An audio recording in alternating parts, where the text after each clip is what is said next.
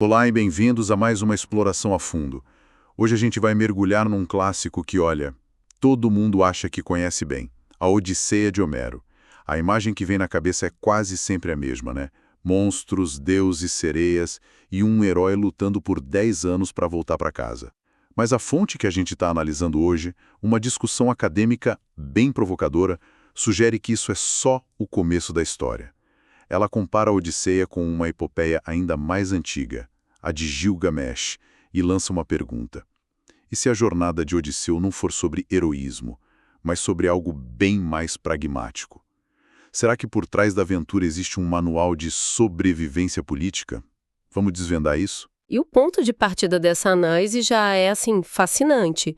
Ela mostra que as duas obras, mesmo sendo tão antigas, elas têm uma espécie de consciência histórica. Elas olham para o próprio passado. Em Gilgamesh, por exemplo, existe uma obsessão com registro, com as tábuas de argila que carregam a história, sabe?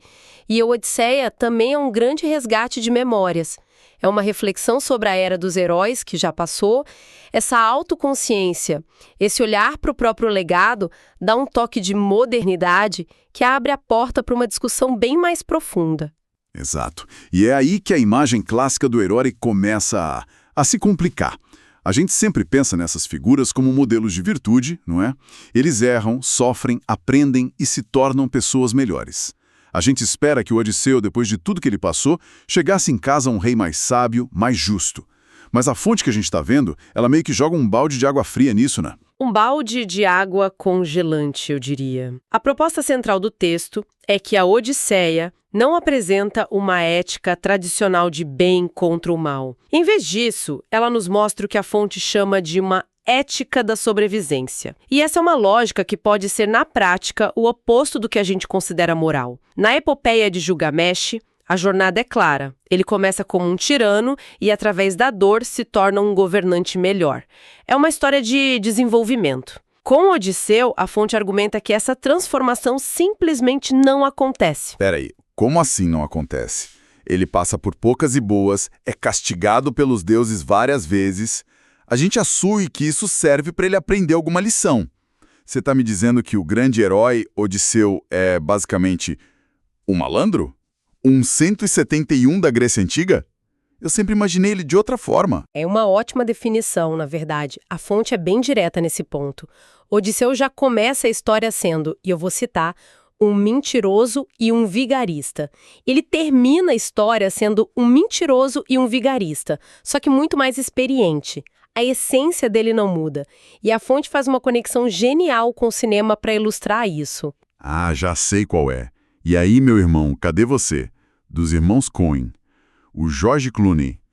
Com aquele cabelo cheio de brilhantina, ele é a personificação do Odisseu malandro, sempre com uma lábia incrível, escapando de tudo na base da conversa. Eles pegaram o espírito da coisa, então. Pegaram perfeitamente, porque essa malandragem não é um defeito a ser corrigido. É a principal ferramenta de Odisseu. Então, se o objetivo não é a redenção, qual é o propósito de tudo? A resposta, segundo a fonte, está no contexto político. Gilgamesh era rei de Uruk, um império poderoso. Odisseu é o rei de Ítaca, uma ilha pequena, uma cidade-estado, insignificante num Mediterrâneo violento. O desafio dele não é ser um bom homem, é simplesmente sobreviver. Faz todo sentido. Então a questão para ele não é como ser um rei bom, mas como ser um rei eficaz. Eficaz o suficiente para manter o pequeno reino dele de pé. A lógica é outra. Não é sobre expandir, é sobre, como a fonte diz, manter-se à tona. Exatamente essa expressão. E para se manter à tona nesse mundo, a moralidade tradicional, ela não só não ajuda, como pode até atrapalhar. O que é necessário é uma combinação de pragmatismo radical, a lealdade de um círculo muito fechado, a confiança de saber em quem apostar e, acima de tudo, uma habilidade retórica quase sobrenatural. É uma ética que a fonte descreve como para além do bem e do mal. O que importa é o que funciona. Ok, entendi. A moralidade dele é situacional. focada em resultado. Mas para isso funcionar na prática, ele precisa de habilidades muito, muito específicas. E acho que o contraste com Gilgamesh que a fonte traz deixa isso bem claro. Principalmente na forma como eles lidam com, sei lá, deusas furiosas. Esse é o melhor exemplo do texto, sem dúvida. Vamos para a cena. Odisseu está preso há 7 anos na ilha da ninfa Calipso. Ela é linda, imortal, oferece a ele a imortalidade, mas ele só quer voltar para casa, para a esposa Penélope. A situação é delicadíssima. Agora vamos lembrar do Gilgamesh. Quando a deusa Ishtar se oferece para ele, ele reage com impulso, com arrogância. Ele, assim, solta os cachorros para cima dela, lista todos os amantes que ela já desgraçou e a humilha publicamente. O resultado? Um desastre diplomático completo. E como o nosso malandro Odisseu lida com a mesma situação? Com uma deusa que o quer como amante cativo. Tem que ser emocional. Ele não a confronta. Pelo contrário, ele começa elogiando Calipso, dizendo o quão magnífica ela é, mas aí vem o golpe de gênio. Ele diz que precisa voltar para a esposa e admite, na cara da deusa, que Penélope é uma simples mortal que vai envelhecer e a fonte destaca isso, ela não é tão bonita quanto Calipso. Nossa, que gênio. Ele basicamente diz, olha, não tem nem comparação, você é superior, é de outra liga. Mas eu tenho essa obrigação, essa nostalgia do meu mundo mortal, entende? Ele massageia o ego da deusa de um jeito absurdo ao mesmo tempo em que afirma o que ele quer. É a ética da sobrevivência em ação na cara dura. Exatamente. Ele não está pensando no que é certo ou honesto. Ele pensa no que funciona para ele conseguir o que quer, voltar para casa. E o resultado? Funciona perfeitamente. A fonte menciona que eles têm uma noite de sexo de despedida. E no dia seguinte, ela mesma o ajuda a construir uma jangada. Ela transforma uma carcereira em aliada. Isso mostra que Odisseu não está aprendendo a ser diplomata. Ele já é um mestre nisso desde o começo. Sua luta é só para aplicar essas habilidades e restaurar a ordem. Isso muda toda a perspectiva. Se ele não está numa jornada de evolução, se ele já tem as ferramentas desde o início, então qual é o objetivo final da história? É só ele voltar para casa e pronto? O clímax é inteiramente político. E é por isso que a fonte classifica a Odisseia de uma forma muito específica. Uma comédia de restauração. E a palavra comédia aqui não quer dizer que é engraçado, né? No sentido clássico, uma comédia é uma história que começa no caos e termina com a ordem sendo restabelecida. Um final feliz. Entendi. A comédia é porque a casa volta a ter ordem. O problema central de Ítaca, quando a história começa, é um vácuo de poder. Odisseu sumiu e o palácio foi infestado por pretendentes arrogantes que estão, basicamente, destruindo o lugar. É anarquia. Perfeito. O coração do poema é esse problema político. E toda a jornada de Odisseu, todas as suas mentiras, disfarces, estratégias, tudo isso culmina no massacre desses pretendentes e na restauração do rei legítimo ao trono. O final feliz não é a redenção de um homem, é a salvação de um Estado. A presunção não é que ele será um rei moralmente melhor, mas que ele será finalmente um rei eficaz que vai acabar com o caos. A fonte até comenta que ele volta como um rei transformado. Mas essa transformação parece ser mais externa, física. Ele sofreu tanto que está quase irreconhecível, até para a esposa. Mas é uma transformação pela dureza da experiência, não uma mudança de caráter. Exato. Ele é um homem endurecido, mas calejado, que viu o pior da guerra e do mundo. Mas a sua essência, a astúcia, o pragmatismo, a capacidade de mentir olhando nos olhos, continua intacta.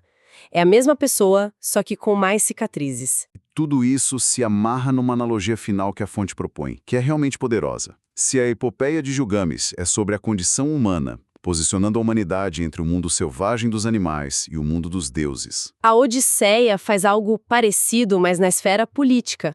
Ela posiciona a polis, a pequena cidade-estado grega, num espaço intermediário muito precário. De um lado, você tem o que a fonte chama de povos de terras devastadas. Pense nos ciclopes, Seres brutais, sem leis, sem comunidade.